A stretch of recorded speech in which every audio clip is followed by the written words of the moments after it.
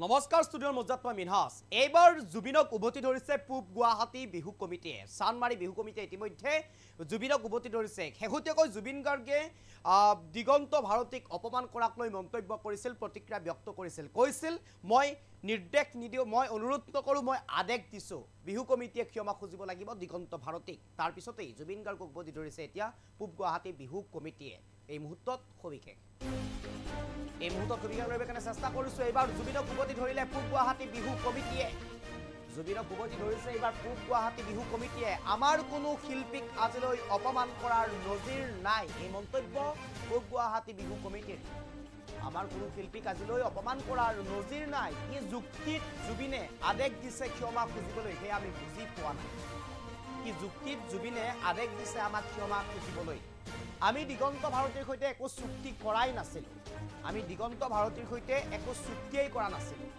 কৰিছিলো হাসতি ভাৰতীৰ সৈতে জুবিন গাৰ্গৰ মন্তব্যৰ পিছতে এতিয়া উভতি ধৰিছে পূব গুৱাহাটী বিহু কমিটিয়ে এই মুহূৰ্তত বিহু কমিটিৰ সংবাদমেল আছে আমি পোনে পোনে সংবাদমেললৈ লৈ গৈছো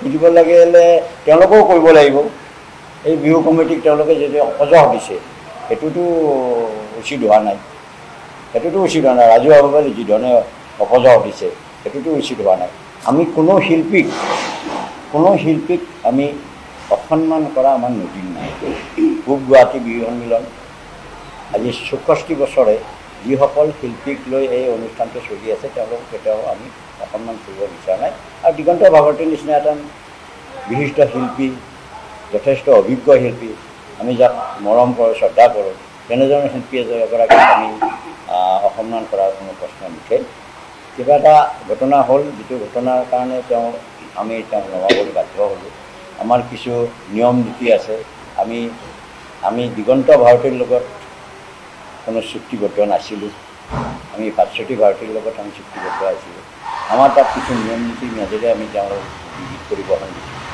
সেইবিলাক ঘটনা হৈ গৈছে গতিকে এইটো ঘটনাৰ কাৰণে আমাক এনেকুৱা ধৰণৰ কৰা হ'ল যে আমাক বেয়াকৈ অপজহ দিয়া হৈছে আৰু আমাক আমাৰ বিহু তাগিবানী আচৰণ বুলি কৰা হৈছে আপোনালোকে দেখিব গোটেইবিলাক আছে জুবিন গাৰ্গে এজন শ্ৰেষ্ঠ শিল্পী তেওঁ কি কাৰণত কি অথৰিটিত তেওঁ আদেশ দিলে সেইটো তেওঁহে ক'ব পাৰি ৰিকুৱেষ্ট কৰিছোঁ তেওঁ মানিছোঁ তেওঁ নামি আহিছোঁ অকণমান তেওঁ কোনো প্ৰতিবাদ কৰা নাই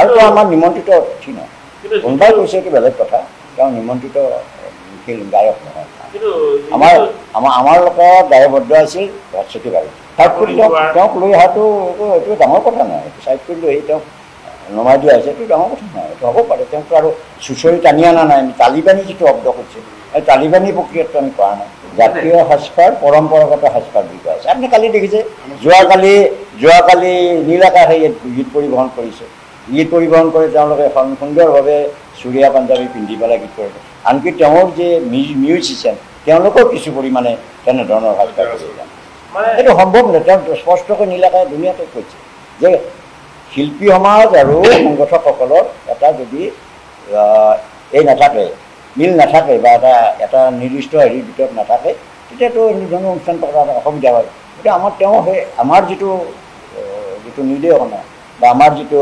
চুক্তিবদ্ধ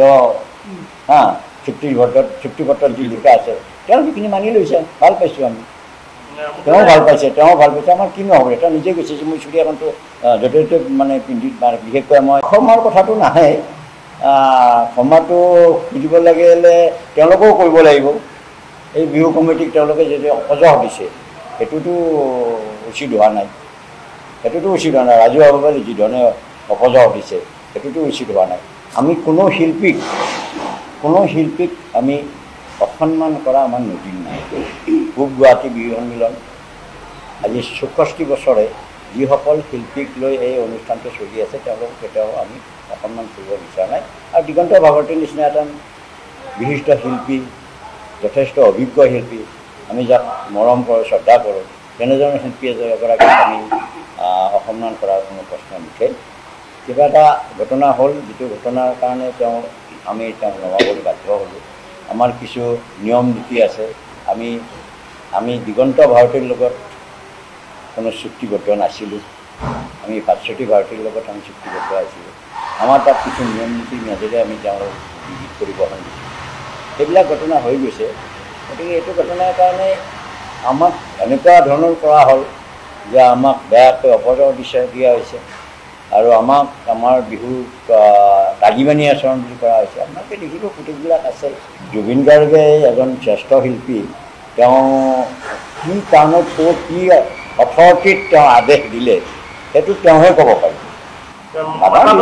ৰিকুৱেষ্ট কৰিছোঁ, তেওঁ মানিছোঁ, তেওঁ নামি আহিছোঁ অকণমান, তেওঁ কোনো প্ৰতিবাদ কৰা নাই, তেওঁ প্ৰতিবাদ কৰা নাই আৰু তেওঁ আমাৰ নিমন্ত্ৰিত অতিথি নহয়। কোনোবাই কৈছে এইটো বেলেগ কথা, তেওঁ নিমন্ত্ৰিত গায়ক নহয়। আমাৰ লগত দায়বদ্ধ আছিল ভাস্বতী ভাৰতী। ছাইড কৰি তেওঁক লৈ অহাটো এইটো ডাঙৰ কথা নহয়। এইটো ছাইড কৰি লৈ তেওঁক নমাই দিয়া হৈছে, এইটো ডাঙৰ কথা নহয়। এইটো হ'ব পাৰে। তেওঁকতো আৰু চুঁচৰি টানি অনা নাই। আমি তালিবানী যিটো শব্দ কৈছে, এই তালিবানী প্ৰক্ৰিয়াটো আমি কৰা নাই। জাতীয় সাজপাৰ পৰম্পৰাগত সাজপাৰ বুলি কোৱা হৈছে। আপুনি কালি দেখিছে, যোৱাকালি নীল আকাশে গীত পৰিৱেশন কৰিছে। গীত পৰিৱেশন কৰি তেওঁলোকে সুন্দৰভাৱে চুৰীয়া পাঞ্জাবী পিন্ধি পেলাই গীত কৰিলে। আনকি তেওঁৰ যে মিউজিচিয়ান তেওঁলোকেও কিছু পৰিমাণে তেনেধৰণৰ সাজপাৰ কৰিছে।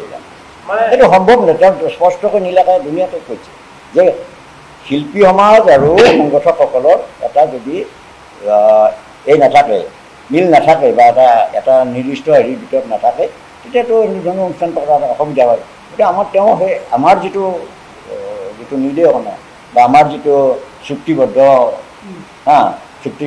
চুক্তিপত্ৰত যি লিখা আছে, তেওঁ সেইখিনি মানি লৈছে। ভাল পাইছোঁ আমি, তেওঁ ভাল পাইছে। আমাৰ কি নহ'ব, তেওঁ নিজে কৈছে যে মই চুৰিয়াখনটো য'তে ত'তে মানে পিন্ধি, বিশেষকৈ মই ক্ষমাৰ কথাটো নাহে। ক্ষমাটো খুজিব লাগিলে তেওঁলোকেও কৰিব লাগিব। এই বিহু কমিটিক তেওঁলোকে যদি অপজহ দিছে, সেইটোতো উচিত হোৱা নাই। ৰাজহুৱাভাৱে যিধৰণে অপজহ দিছে, সেইটোতো উচিত হোৱা নাই। আমি কোনো শিল্পীক আমি অসন্মান কৰা আমাৰ নদীৰ নাই। পূব গুৱাহাটী বিহু সন্মিলন আজি ৬৪ বছৰে যিসকল শিল্পীক লৈ এই অনুষ্ঠানটো চলি আছে, তেওঁলোকক কেতিয়াও আমি অসন্মান কৰিব বিচৰা নাই। আৰু দিগন্ত ভাগৱতীৰ নিচিনা এজন বিশিষ্ট শিল্পী, যথেষ্ট অভিজ্ঞ শিল্পী, আমি যাক মৰম কৰোঁ, শ্ৰদ্ধা কৰোঁ, তেনেধৰণৰ শিল্পী এগৰাকীক আমি অসন্মান কৰাৰ কোনো প্ৰশ্ন নুঠে। কিবা এটা ঘটনা হ'ল, যিটো ঘটনাৰ কাৰণে আমি তেওঁক নমাবলৈ বাধ্য হ'লোঁ। আমাৰ কিছু নিয়ম নীতি আছে। আমি দিগন্ত ভাৰতীৰ লগত কোনো চুক্তিবদ্ধ নাছিলোঁ। আমি ভাস্বতী ভাৰতীৰ লগত আমি চুক্তিবদ্ধ আছিলোঁ। আমাৰ তাত কিছু নিয়ম নীতিৰ মাজেৰে আমি তেওঁলোকক গীত পৰিৱেশন দিছোঁ। সেইবিলাক ঘটনা হৈ গৈছে। গতিকে এইটো ঘটনাৰ কাৰণে আমাক এনেকুৱা ধৰণৰ কৰা হ'ল যে আমাক বেয়াকৈ অপৰাধ দিয়া হৈছে আৰু আমাক আমাৰ বিহুক তাগিমানি আচৰণ বুলি কৰা হৈছে। আপোনালোকে দেখিব গোটেইবিলাক আছে। জুবিন গাৰ্গে এজন শ্ৰেষ্ঠ শিল্পী, তেওঁ কি কাৰণত কি অথৰিটিত তেওঁ আদেশ দিলে সেইটো তেওঁহে ক'ব পাৰিব। ৰিকুৱেষ্ট কৰিছোঁ, তেওঁ মানিছোঁ, তেওঁ নামি আহিছোঁ অকণমান, তেওঁ কোনো প্ৰতিবাদ কৰা নাই, আৰু তেওঁ আমাৰ নিমন্ত্ৰিত অতিথি নহয়। কোনোবাই কৈছে এইটো বেলেগ কথা, তেওঁ নিমন্ত্ৰিত গায়ক নহয়। আমাৰ লগত দায়বদ্ধ আছিল ভাস্বতী ভাৰতী। ছাইড কৰি তেওঁক লৈ অহাটো এইটো ডাঙৰ কথা নহয়। এইটো ছাইড কৰি লৈ তেওঁক নমাই দিয়া হৈছে, এইটো ডাঙৰ কথা নহয়। এইটো হ'ব পাৰে। তেওঁকতো আৰু চুঁচৰি টানি অনা নাই। আমি তালিবানী যিটো শব্দ কৈছে, এই তালিবানী প্ৰক্ৰিয়াটো আমি কৰা নাই। জাতীয় সাজপাৰ পৰম্পৰাগত সাজপাৰ বুলি কোৱা হৈছে। আপুনি কালি দেখিছে, যোৱাকালি নীল আকাশে গীত পৰিৱেশন কৰিছে। গীত পৰিৱেশন কৰি তেওঁলোকে সুন্দৰভাৱে চুৰীয়া পাঞ্জাবী পিন্ধি পেলাই গীত কৰিলে। আনকি তেওঁৰ যে মিউজিচিয়ান তেওঁলোকেও কিছু পৰিমাণে তেনেধৰণৰ সাজপাৰ কৰিছে। এইটো সম্ভৱ নহয়। তেওঁ স্পষ্টকৈ নীল আকাশে ধুনীয়াকৈ কৈছে যে শিল্পী সমাজ আৰু সংগঠকসকলৰ এটা যদি এই নাথাকে, মিল নাথাকে বা এটা নিৰ্দিষ্ট হেৰিৰ ভিতৰত নাথাকে, তেতিয়াতো এনেধৰণৰ অনুষ্ঠান পতাৰ অসুবিধা হয়। গতিকে আমাৰ যিটো নিৰ্দেশনা বা আমাৰ যিটো চুক্তিবদ্ধ চুক্তিপত্ৰত যি লিখা আছে, তেওঁ সেইখিনি মানি লৈছে। ভাল পাইছোঁ আমি, তেওঁ ভাল পাইছে। আমাৰ কি নহ'ব, তেওঁ নিজে কৈছে যে মই চুৰিয়াখনটো য'তে ত'তে মানে পিন্ধি, বিশেষকৈ মই ক্ষমাৰ কথাটো নাহে। ক্ষমাটো খুজিব লাগিলে তেওঁলোকেও কৰিব লাগিব। এই বিহু কমিটিক তেওঁলোকে যদি অপজহ দিছে, সেইটোতো উচিত হোৱা নাই। ৰাজহুৱাভাৱে যিধৰণে অপজহ দিছে, সেইটোতো উচিত হোৱা নাই। আমি কোনো শিল্পীক আমি অসন্মান কৰা আমাৰ নদীৰ নাই। পূব গুৱাহাটী বিহু সন্মিলন আজি ৬৪ বছৰে যিসকল শিল্পীক লৈ এই অনুষ্ঠানটো চলি আছে তেওঁলোকক কেতিয়াও আমি অসন্মান কৰিব বিচৰা নাই আৰু দিগন্ত ভাগৱতীৰ নিচিনা এজন বিশিষ্ট শিল্পী যথেষ্ট অভিজ্ঞ শিল্পী আমি যাক মৰম কৰোঁ শ্ৰদ্ধা কৰোঁ তেনেধৰণৰ শিল্পী এগৰাকীক আমি অসন্মান কৰাৰ কোনো প্ৰশ্ন নুঠে কিবা এটা ঘটনা হ'ল যিটো ঘটনাৰ কাৰণে আমি তেওঁক নমাবলৈ বাধ্য হ'লোঁ আমাৰ কিছু নিয়ম নীতি আছে আমি দিগন্ত ভাৰতীৰ লগত কোনো চুক্তিবদ্ধ নাছিলোঁ আমি ভাস্বতী ভাৰতীৰ লগত আমি চুক্তিবদ্ধ আছিলোঁ আমাৰ তাত কিছু নিয়ম নীতিৰ মাজেৰে আমি তেওঁলোক গীত পৰিবহণ দিছোঁ সেইবিলাক ঘটনা হৈ গৈছে গতিকে এইটো ঘটনাৰ কাৰণে আমাক এনেকুৱা ধৰণৰ কৰা হ'ল যে আমাক বেয়াকৈ অপৰাধ দিয়া হৈছে আৰু আমাক